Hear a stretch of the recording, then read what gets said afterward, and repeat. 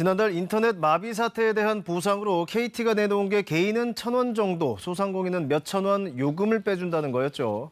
그런데 실제 피해를 조사해 보니까 많게는 수십만 원 손해를 봤다는 경우도 있었습니다. 소상공인들 반발이 커지고 있습니다. 정지주 기자입니다.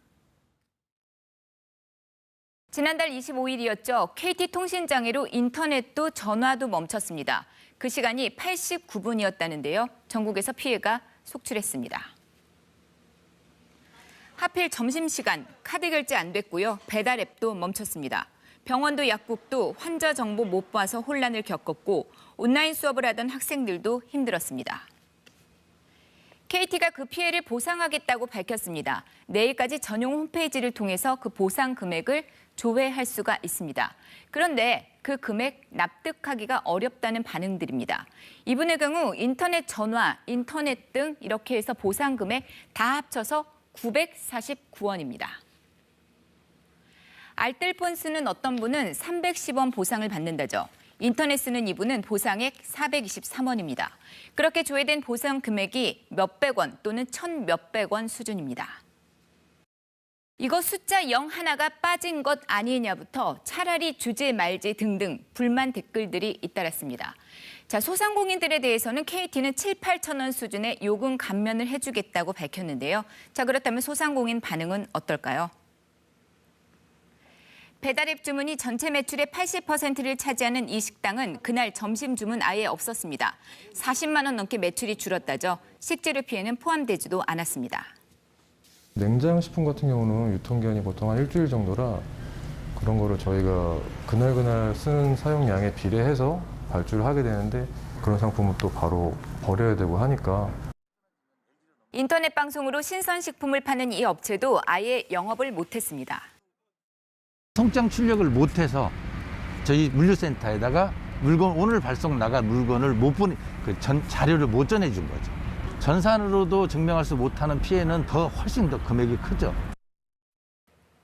참여연대가 피해를 입은 중소사업장 80여 곳의 매출 기록을 조사했거든요. 통신장애 당일 평균 매출이 24만 7천 원 정도였습니다. 이거 한 주 전보다 40만 원 넘게 감소했고요. 다음 날의 절반 수준입니다.